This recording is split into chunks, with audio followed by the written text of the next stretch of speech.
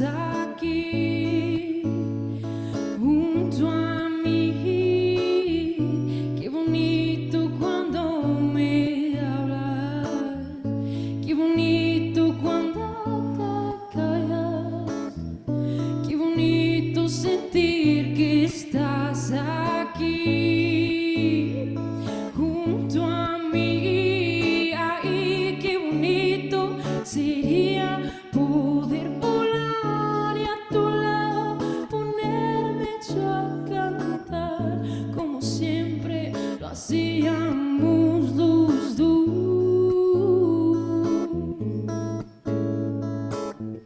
Que mi cuerpo no para de notar que tu alma conmigo siempre está y que nunca de mí se apartará.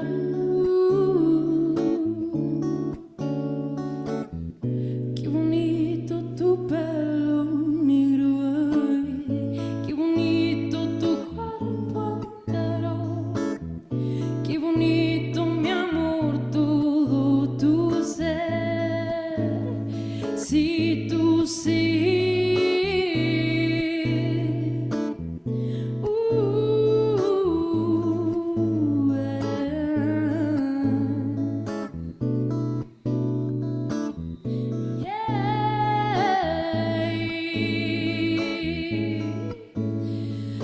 Ay, qué bonito sería poder volar y a tu lado ponerme yo a cantar como siempre lo hacíamos los dos.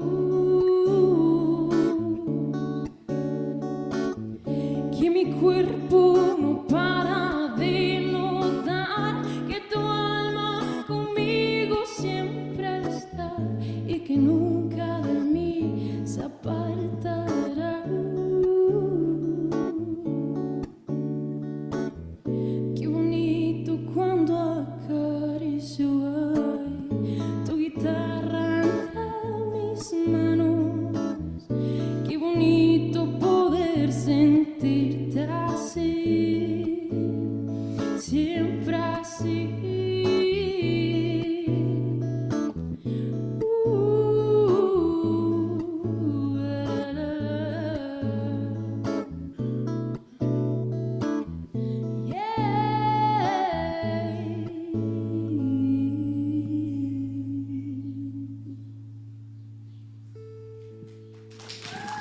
Thanks so much. Gracias.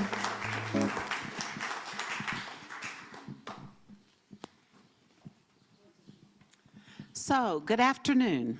We almost have a full house today. That's great.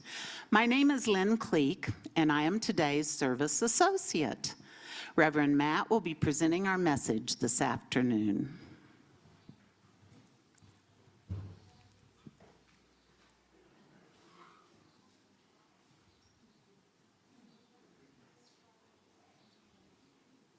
So we've got a bit of a, I'm sorry, I'm not exactly sure what I'm supposed to say now. yeah, we've got some words of welcome, but we're going to need a little bit of your help on this today. Our opening words this afternoon are by Reverend Sherry Woodbury. For our opening words, I'm going to invite the two sides of the room to participate. When I point here to the right side, you all will say, "Come in." And when I point to the left, you will say, "Be among us." Okay, not too hard. And so, to all who are yearning for community, come in, be among us. To all who are just getting started, to all who long to go deeper, to all with tender places needing care, come in, be among us. To the ones who have healed and have care to give, for those who are curious and hungry to learn, for those who know that they have something to teach, come in, be among us. For the ones who are just beginning to suspect they might nurture others becoming, to the young and the old, the innocent and the jaded, the fresh of mind and the deeply steeped, there is room here for each and every one. Come in, be among us. And so I just want to welcome you to our LCUUF Sunday service. May you discover the truths that resonate with your spirit here. If you are new and would like to receive the newsletter and other emails, please talk to a member of the welcome team or write to us at info@lcuuf.org. Would members of the welcome team please raise your hand? Thank you. And now a special welcome to our visitors. If you are visiting with us for the first time or have returned or reconnected with us after a long absence, we invite you to say your name and tell us where you're from.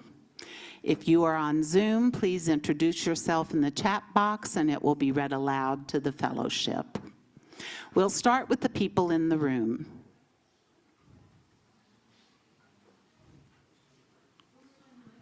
I don't know who's doing this. Yeah, I'll do it. Oh, Hi, I'm Carol.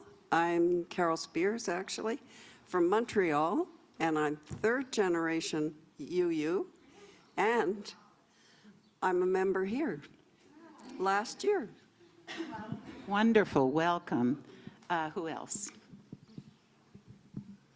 Hello, everyone. I'm Andrea Sadler, Friends of Pamela and Mario, and I'm here for 4 weeks, and I'm showing my documentary film on February 14th, and I grew up as a Unitarian. Great. welcome. Where are you from? Oh, sorry.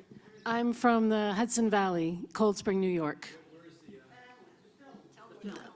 Oh, the film is about a 4,000-kilometer run across Japan for peace and environmental awareness. It was organized by First Nation people, and we ran with Buddhist monks and indigenous people, the Ainu from Japan. And Where is it going to be shown? it's going to be shown here on February 14th. Yes, right here. At 4 o'clock to 6:30, and we'll have a circle ceremony after. Wonderful. Thank you. Thank you. Hello. Jim and Joan.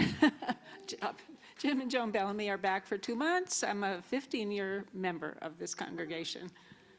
Welcome back. Welcome. Hi, I'm Susan Miller. I brought a date, my husband Dave. We're back for the month of February. We've been members for, I think, 13 years, so Joan beat us. And it's wonderful to be back for 4 weeks where there is not a bit of snow on the ground.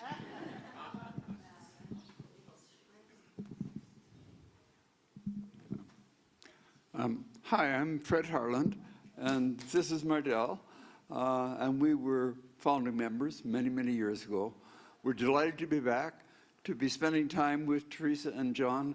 We'll be here for a month, and we expect to be seeing so many of you.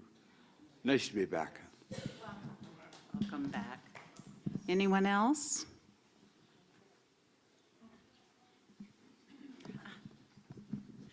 Good afternoon. I'm Lee Chen Chen, a friend of Patty Wallen, visiting her here. I'm from Vermont. Welcome. Welcome. Anyone else here in the room? No? Okay, do we have any visitors on Zoom this afternoon? No, we don't. All right. Welcome to all of our visitors and newcomers, both in person and on Zoom. Here at LCUUF, we offer a wide variety of topics and services on various topics presented by our members, outside guests, as well as our minister, Matt Alspaugh. We hope you will return to sample this variety of thought and belief. We will now light the chalice. Our chalice lighting words today are by Tara Humphreys and are adapted.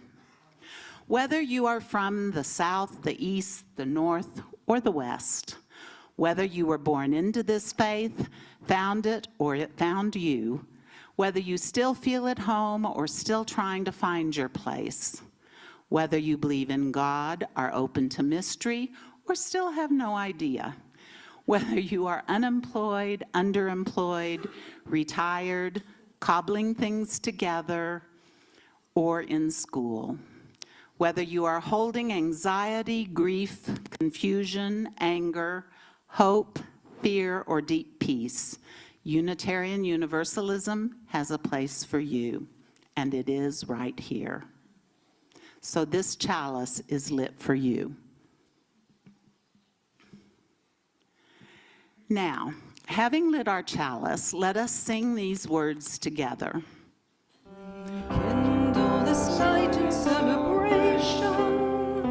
for the life that we share.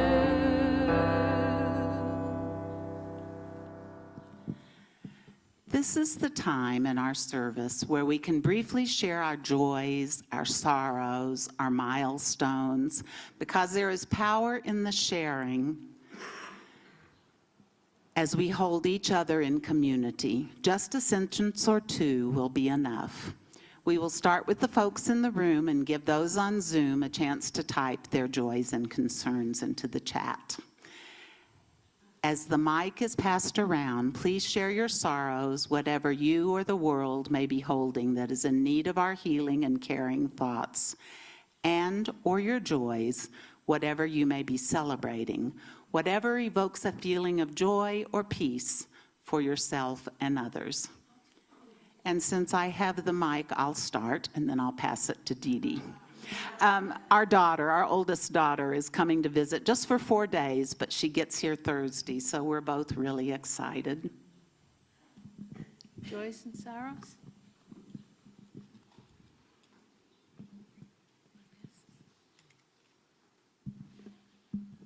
Yesterday, I had a sorrow that turned into a joy in an hour.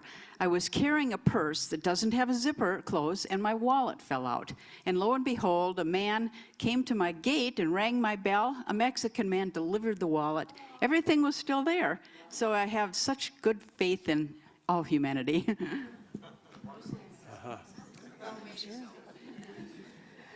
Okay. Oh, boy. That's a lot. So I just want to share, I really appreciate this opportunity.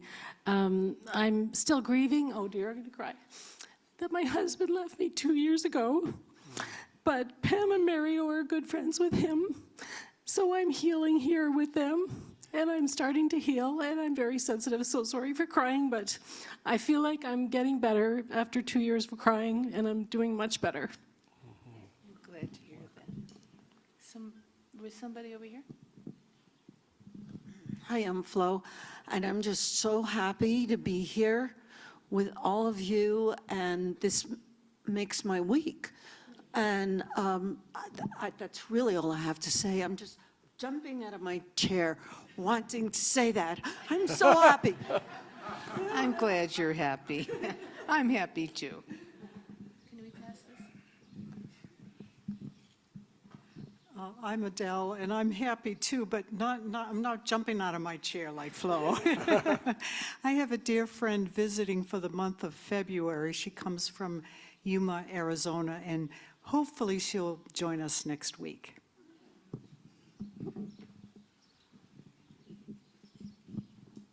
Any more joys and sorrows? Up front. Aquí? Oh. I'm Larry. I'm sending warm feelings of love to my 2-week-old grandson who's still in neonatal care in North Carolina.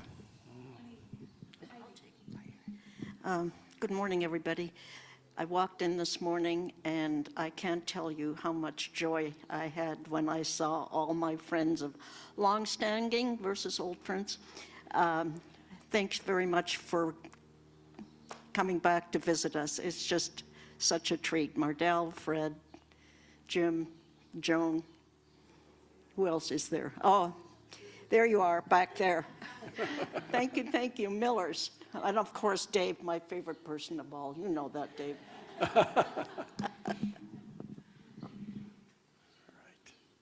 Any more joys and sorrows?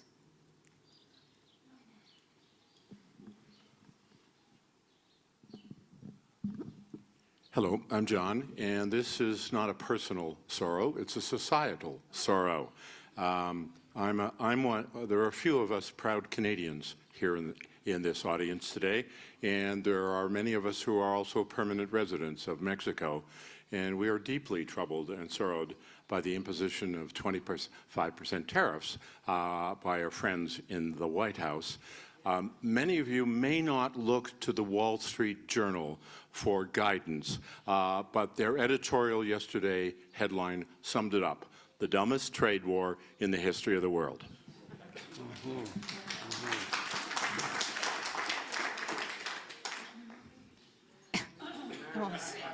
Any more joys and sorrows? I think you summed it up very well.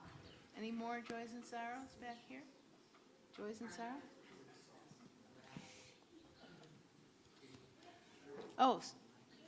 Oh, back. Okay. No, you're pointing there? Okay, all right. So there are no more joys and sorrows, right? Are there any joys and sorrows that were shared on Zoom this afternoon?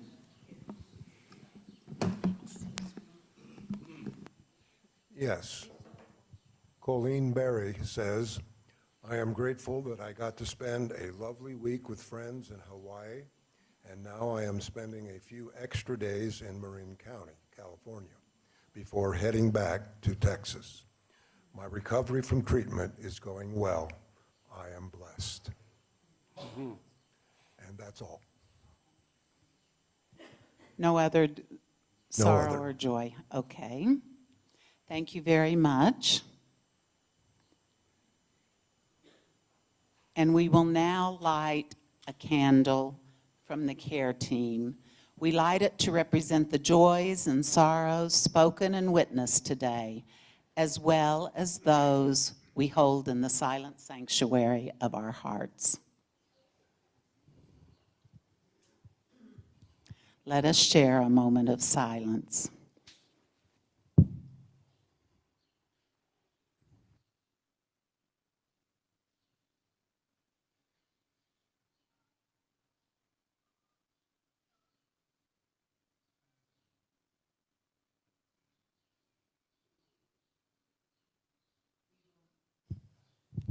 We will now share our basket. As we know, the work of our fellowship within these walls and beyond takes our time, treasure, and talents.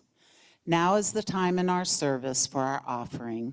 As we pass the baskets, if you are new here today or are struggling to hold things together, please let the basket pass you by. Your presence is more than enough and is a gift to us all.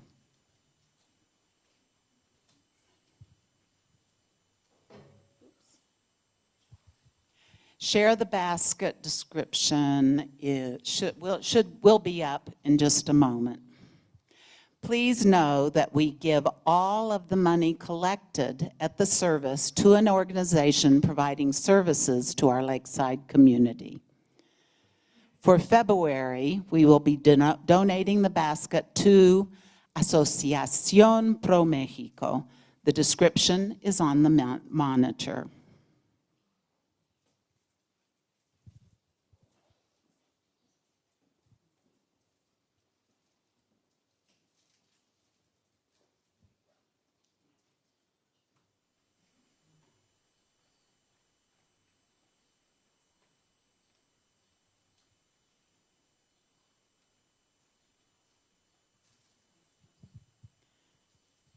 May this offering sustain and grow the life and work of this congregation.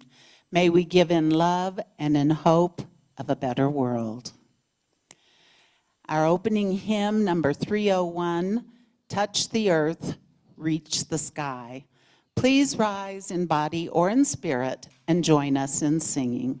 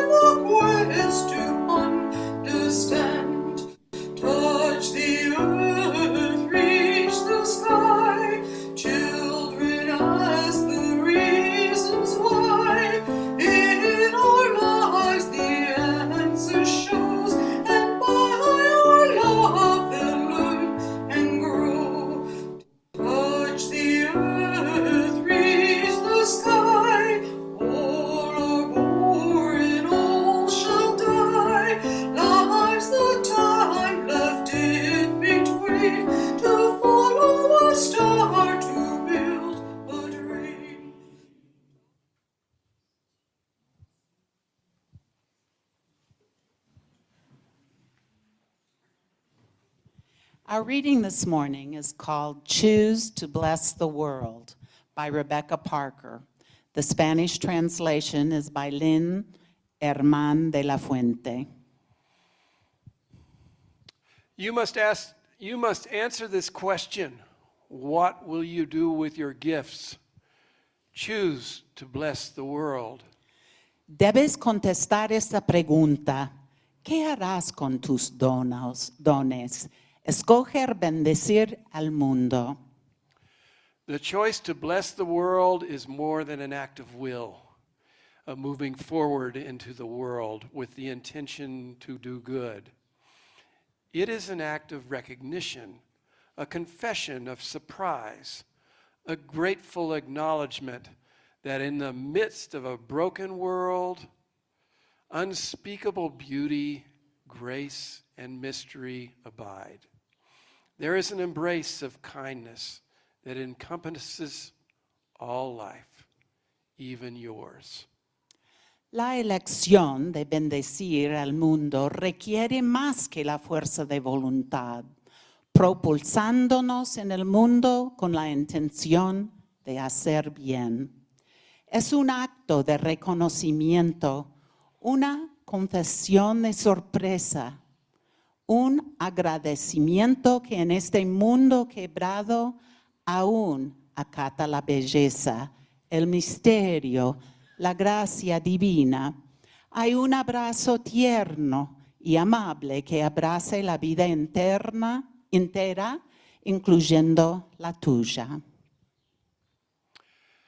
And while there is injustice, anesthetization, and evil, there moves a holy disturbance, a benevolent rage, protesting, urging, insisting that that which is sacred will not be defiled.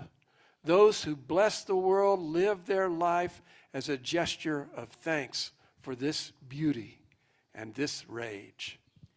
Y a pesar de que hay injusticia, anestesia o maldad, también se mueve una santa perturbación, una rabia benevolente, un amor revolucionario, protestando, instando, insistiendo que lo sagrado no será profanado. Aquellos que bendicen al mundo viven su vida como un gesto de agradecimiento por esta belleza y esta rabia. The choice to bless the world can take you into solitude to search for the sources of power and grace, native wisdom, healing, and liberation. La elección de bendecir al mundo puede llevarte a la soledad para buscar el origen de poder y la gracia divina, sabiduría autóctona, sanación y liberación. More, the choice will draw you into community. Aún más, esta elección te entablará en comunidad. The endeavor shared, El esfuerzo compartido, the heritage passed on, el patrimonio transmitido, the companionship of struggle, el acompañamiento en la lucha, the importance of keeping faith, la importancia de mantener la fe, the life of ritual and praise, la vida del ritual y la alabanza, the comfort of human friendship, el consuelo de la amistad humana, the company of the earth, la compañía de la tierra the chorus of life welcoming you. y el coro de la vida que te da la bienvenida. None of us alone can save the world. Together, that is another possibility waiting. Ninguno de nosotros solos puede salvar al mundo, pero juntos esa es otra posibilidad que nos espera.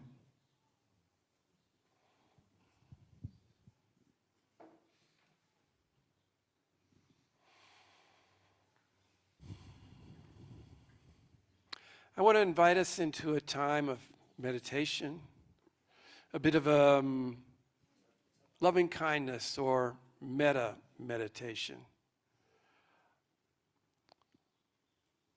And since there's some issue with the teleprompter, I'm just going to ignore it and make this up as I go along here. The idea of a meta meditation is to send messages of love and support to oneself and others. So I invite you to get comfortable, to perhaps soften or close your eyes, whichever is more comfortable for you. And let's start with ourselves.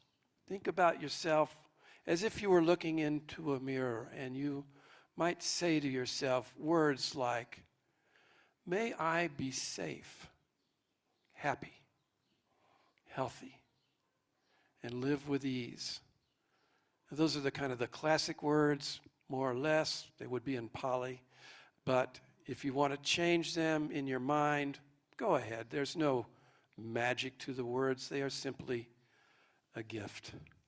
May I be happy, healthy, safe, live with ease. May I be happy, healthy, safe, live with ease.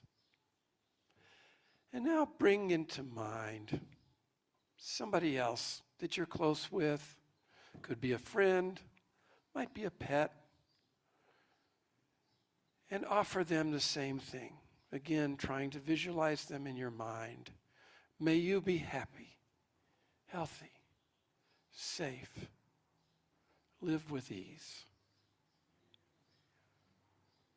May you be happy, healthy, safe, live with ease.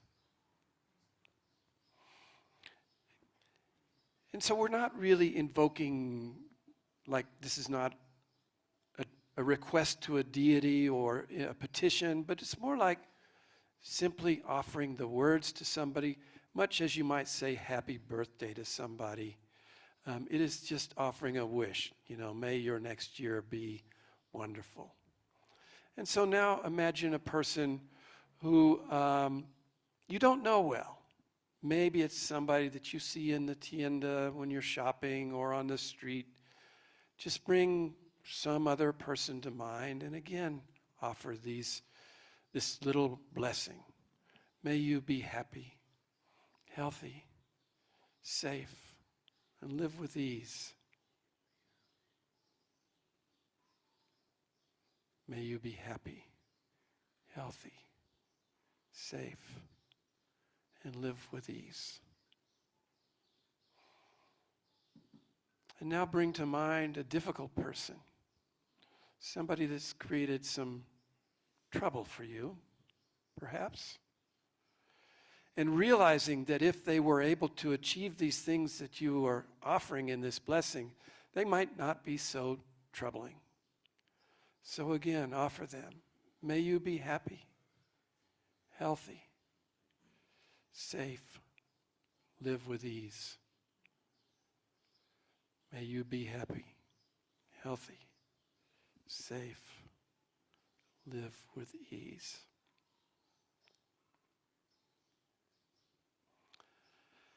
And now imagine surrounding you all the people you know in front of you, looking at you, or maybe not, that might be scary. And all the other people. In fact, all beings, all sentient beings everywhere, near and far, seen and unseen. Imagine all of them gathered, and you are offering them all this blessing. May you be happy, healthy, safe, and at ease. May you be happy, healthy, safe, and live with ease.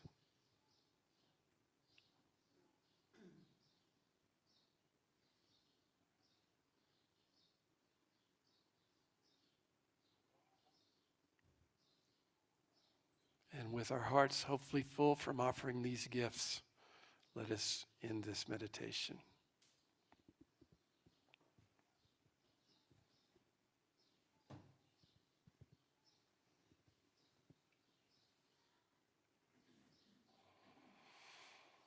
I recently had dinner with several Canadian friends and friends from my neighborhood, and we're quite close and quite enjoy each other's company.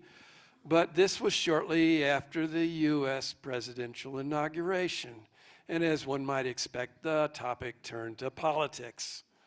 Obviously, they were quite concerned. This was shortly after Trump had commented that Canada would make a good 51st state, and they wondered how it could be that U.S. voters could have such a mass delusion to favor this guy. And I was in this uncomfortable spot of somehow having to answer for my compatriots, which of course I could not. Unfortunately, the topic quickly turned to Canadian politics. Why did Justin Trudeau stay on so long, and who would replace Trudeau? And numerous names were offered, suggested. I was completely clueless. But in this bit of the conversation, I kind of felt the sting of being the outsider. One of these things is not like the others. Fortunately, the conversation quickly turned to other topics. And admittedly, that sting I felt was quite slight compared perhaps to the sting that others feel all the time, maybe some of you. Others who are traditionally marginalized, have traditionally marginalized identities, people of color, Latin people, indigenous people, LGBTQ folks, people with disabilities, immigrants, women. And now in the U.S., even people who work as school teachers, librarians, and government employees. These are all being marginalized. Part of our task as Unitarian Universalist community is to notice and welcome people who might feel the sting of marginalization, however it comes. This is being radically hospitable to them. So let me give one little tiny example of how we're trying to put radical hospitality into place here. One of the people in this congregation noted to us that they cannot be in this space when others wear strong fragrances, perfumes, aftershaves. And this person asked what we could do. We had a conversation with them and we sorted out what would work, and that is this. And we're asking people to not use strong or artificial fragrances. It doesn't mean we're asking people to change out everything, deodorants and shampoos, fabric softeners, all, just a much stronger smelling perfumes and lotions. And we hope this might bring a reasonable balance to being hospitable to this person and others with similar sensitivities, as well as everyone else. And curiously, just last week, we learned of somebody else in the St. Andrew's congregation who actually had to sit outside because they had a sensitivity to fragrances in that congregation. So it's not exactly a rare thing. But sometimes, trying to be radically hospitable, we might be asked to do some things that might go too far. And I'll give an example. This may ring true for some of you and not for others. We will see. We had a visitor some time ago who asked me to change how we did worship. They specifically wanted us to add something called talkback, which we had, I think, tried in the early days and didn't really work for us. But this person was pretty insistent, saying that it worked well for her small congregation, their small congregation up north, therefore it should work here. And I said no. Now, I will acknowledge that it did not help this person's case that they made inappropriate announcements during Joys and Sorrows, And horror of horrors, they took several phone calls during the service. But here's the thing. In any of these questions about inclusion, there is a power differential. It is usually one single person asking something of an organization, of a group of people. So there's an imbalance there, and it takes courage to even ask. And further, if somebody does ask, we need to be careful as an organization not to jump to conclusions. We really need to be in conversation with that person. Otherwise, we may either choose a solution that doesn't solve the problem, or worse, we may assume that the problem is unsolvable. We might passively choose to be less than hospitable. I love how Russell Lehman, who is a speaker and poet in the autistic community, puts it. He says, inclusion isn't about being invited to sit at someone else's table. It's about building a new table together, where each person's voice and presence matter equally. The act of inviting often implies a subtle power dynamic, as if someone is granting permission to belong. But true belonging isn't something that can be granted. It's something that should emerge naturally from a shared understanding and mutual respect.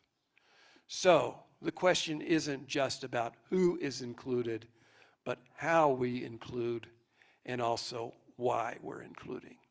End quote. So one of our core values as Unitarian Universalists has been inclusion, welcoming everyone. Historically, our UU inclusion has been mostly about theology. Unitarians and Universalists both have felt the sting of being excluded from larger ecumenical, that is, Christian or interfaith movements. And so we, over time, developed a radical welcome for folks with a wide variety of religious beliefs and backgrounds. We certainly are unique in that we have included atheists, as well as agnostics and theists, including Christian theists and Jews. We've welcomed, sometimes with a bit of difficulty, practitioners of Eastern religions, Buddhists, Hindus, and neo-pagans and Muslims. We celebrated this diversity of belief, oftentimes using artwork like this.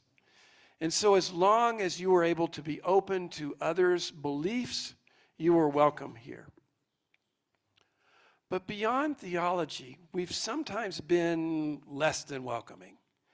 We've had an image of ourselves as mostly white, college-educated, middle to upper class, liberal-leaning folks.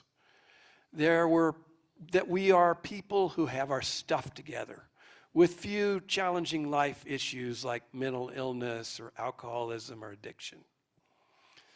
So the whiteness issue came to play in the 1960s empowerment controversy. A little bit of history here. When a great many blacks left the UU movement, dissatisfied with how our movement was dealing with race issues. And many white UU leaders were shocked. After all, just a few years before, we UUs had been on the front lines with Reverend Martin Luther King in all of the protests that led to the civil rights changes in the early 1960s. I mean, we did the work. But rather than saying, how did we fail to be hospitable to our black members? Many UU leaders at the time just thought that was a problem with the blacks. There was no real conversation. Or consider issues around mental health, and especially addiction. These really showed up in the early 2000s when the Addiction Ministry Handbook was published. In our congregations, many of them came face to face with the fact that many of our members dealt with addiction. I mean, yeah, many of our congregations did offer space to 12-step programs, but those groups were renters, separate, because we kind of assumed our members didn't have such problems, didn't need such programs. Many congregational leaders didn't want to deal with the needs of members with addiction, and we failed to be radically hospitable to people who needed us deeply. Now, in general, we've been far more hospitable to certain groups. And we've been very welcoming to women, to the point that since the turn of the last century, that is the 2000s, more than half of UU ministers identify as female. And we've been leaders in LGBTQ rights and inclusion, especially in recent years. So my message here is that radical hospitality has been a work in progress for UUs. It's a job that's far from done. Now, some of you might be rightly uncomfortable with my perception. Most of us UUs like to think of ourselves in a better light. I remember someone here explaining that we welcome everyone. We don't exclude anyone. No exceptions. Now that would be radical hospitality. But wait a minute. Would we feel comfortable welcoming neo-Nazis into our fellowship? Or people who are working to replace democracies with fundamentalist Christian theocracies? Or people who are openly racist or misogynistic? These are hard things to tease out. I mean, how can we be radically welcoming without welcoming those who would make our place unwelcoming overall? That's a paradox. Well, there's one way to approach this conundrum. I don't know if it's the perfect way, is for us to focus on behavior rather than beliefs or identity. So wherever you're coming from, whatever you believe, we can welcome you provided you behave well with us.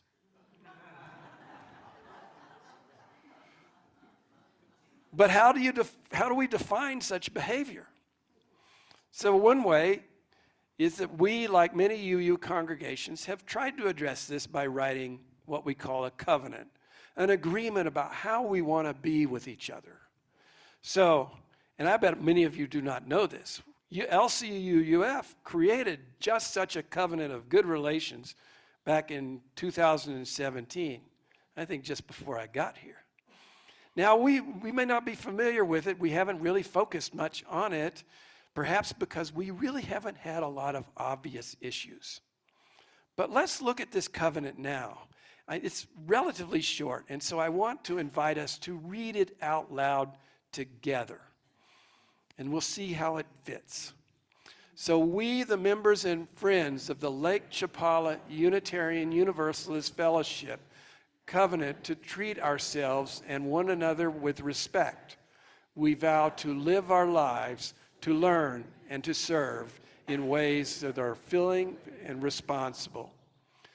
We respect and honor ourselves and others when we listen, speak, and act with integrity and compassion, communicate openly with respect and kindness, and without anonymous criticism, express gratitude and appreciation.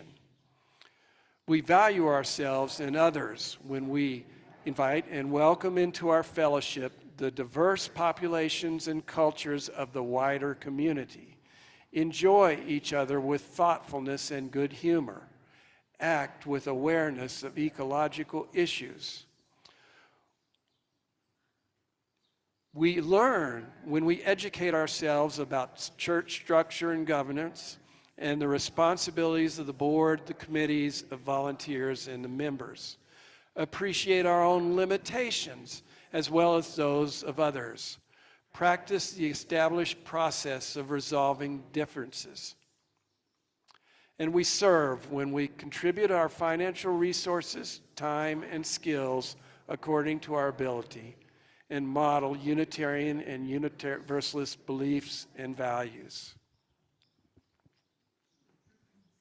So this covenant gives us kind of a starting place for dealing with situations where we'd like to be radically hospitable, but we have to balance things. So if someone is trying to proselytize within us, they can be compelled to stop, or if necessary, to leave.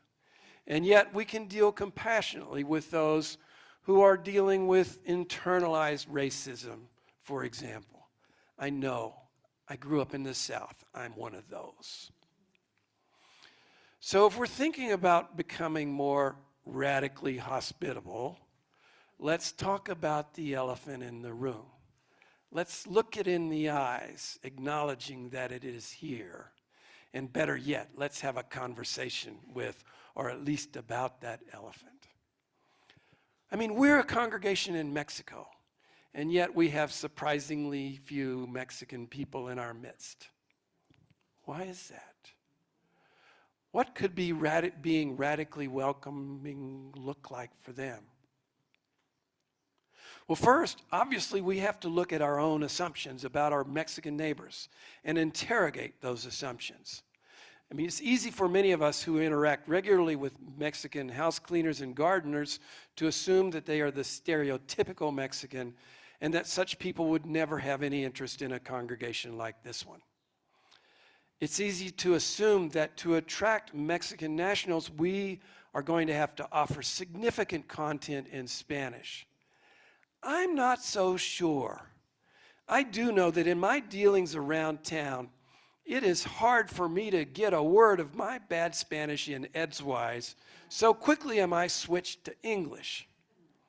It may be quite possible that some Mexican folks would be willing to join us here even with very modest language accommodation, just like some of you spoke other languages as children but are here now in an English-speaking congregation. Further, it's definitely unwise to assume that all Mexicans are practicing Catholics, agreeing with all those beliefs at face value. I've encountered more than a few who've had the same struggles that many of us here have had, letting go of childhood religious beliefs. Now, sure, they may stay connected to Catholicism for family reasons, but they too may just be mouthing the words. My point here is that I do not know how Mexican nationals might fit or believe, but I have learned not to assume that my assumptions are right. This is one space where we really have to have some conversations. We have to do some learning. Now, some of you may worry that there are risks in welcoming Mexican folks into our midst. After all, the Presbyterians here at Lakeside just had an ugly split a couple of weeks ago that divided the Mexican and English-speaking congregations into two. And that split will probably take years to sort out, possibly in courts of law. But a more realistic worry might be, well, how would we change? This is, after all, the worry that comes whenever any new group is welcomed in and radically included to be part of us. But I think our collective UU experience of welcoming others shows another way. I mean, we've been very welcoming of LGBTQ folks, including trans folks, for example, and recently have become more welcoming of people of color. We seem to have been able to navigate these changes reasonably well. The way I see it, change happens anyway, whether we are welcoming or unwelcoming. And when we are welcoming, it's not that we lose what we have, but we gain more. We gain new perspectives. We hear and see and even live the points of view of other people. We change and they change too. And together we become wiser and more compassionate and more worldly and just generally better people. And the final thing that I'm going to say is, with great humility, I don't quite know how to do this kind of welcoming. Assuming that we do want to be a radically welcoming congregation to Mexican people, and I hope we do, I don't have a magical formula on how to welcome them or invite them in or include them fully. This very much has to be a group effort, and we may get things wrong. But we need to be in conversation with our Mexican fellow travelers around us, ask their help, and include them in our work. Let me end with a quote from Reverend Marta E. Valentin, a Latina UU minister who was speaking at the UUA, the Unitarian Universalist Association General Assembly in 2019 in the U.S. It is time, she says, it is time to throw out our exceptional UU identity and humble ourselves. We have always done good in the world. It is in our DNA. The question is, are we ready to do better for our own people? It is time to look ourselves not just in our faces, but in our souls and ask ourselves, who are we really? Which Unitarian Universalism are we taking into our future? How can we save the world if we can't save ourselves? Remember, I say this, because I love you and I need you to survive. We must continue to choose each other as companions if we are to accompany one another. End quote. And so I, Matt, say, I too say this because I love you. We must continue the work of radical inclusion if we are to accompany one another in creating a better world for the future. Blessed be. Our closing hymn is number 346 for those of you who care about the numbers. Maybe you have a hymn book in your back pocket, I don't know. The hymn is Come Sing a Song with Me. Please rise in body or spirit and join in singing.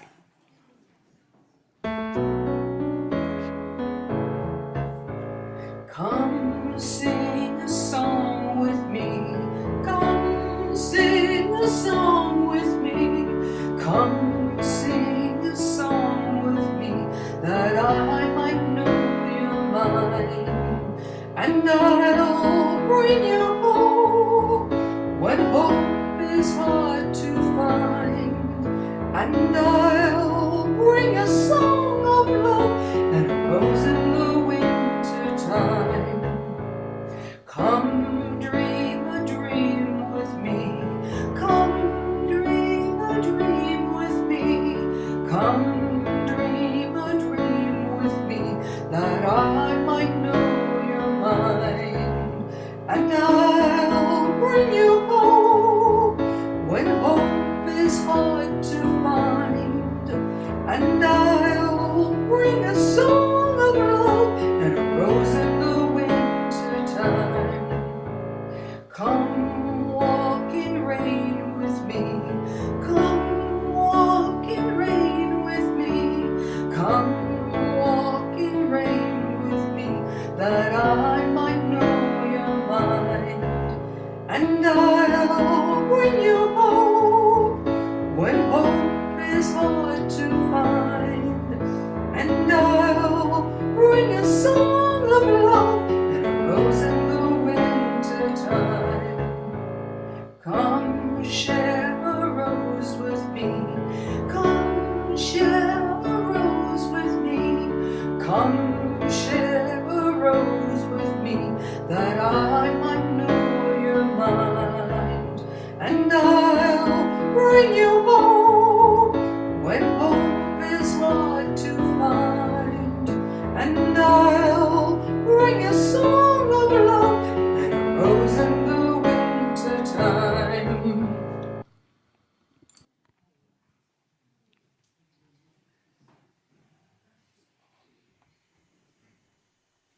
So our closing words today are by Reverend William Schultz. This is the mission of our faith, to teach the fragile art of hospitality, to revere both the critical mind and the generous heart, to prove that diversity need not mean divisiveness, and to witness to all that we must hold the whole world in our hands. Blessed be.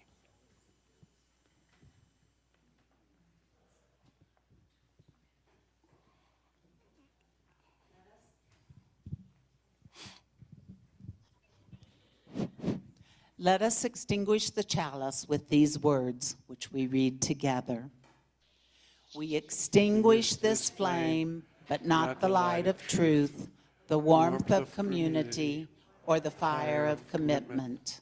These we keep in our hearts and share with all the world. Fernanda's going to do the postlude now.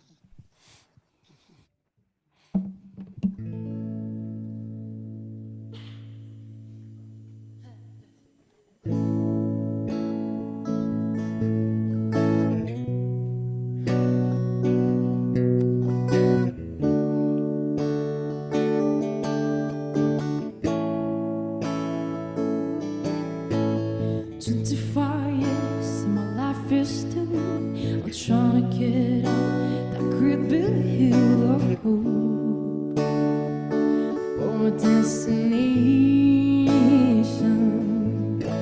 I realized quickly when I knew I should that the world was made of this brotherhood of men. For whatever that is, and so I cry sometimes when I lie in bed just to get it out. What's in my head, and I'm feeling a little peculiar. And so I wake in the morning and I step outside, yeah, I take it to bed and I carry it high at night, scream from the top of my lungs, what's going on? And I said, hey, yeah, yeah, yeah, hey, yeah, yeah. I said, hey, what's going on? And I said, hey, yeah, yeah, yeah, hey, yeah, yeah. I said, hey, what's going on?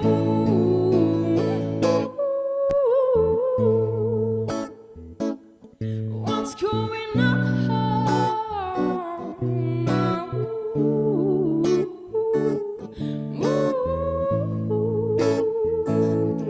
And I'll try. Oh my God, do I try? I try all the time in this institution. I pray. Oh my God, do I breathe? I pray every single day for revolution. And so I cry sometimes when I'm lying in bed just to get it out. What's in my head, and I'm feeling a little peculiar. So I wake in the morning and I step outside, yeah, I take it to bed and I carry it high at night, scream from the top of my lungs, what's going on? Come on. And I said,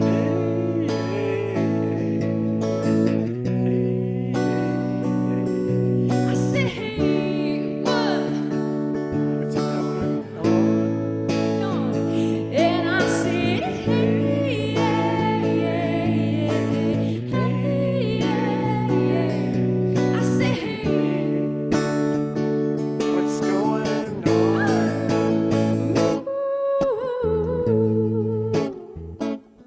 what's going on?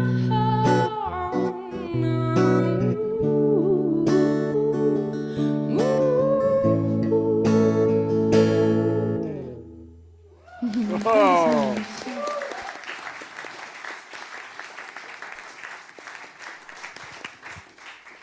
Our service is over. Our worship is over. Our service begins. Go in peace and with purpose.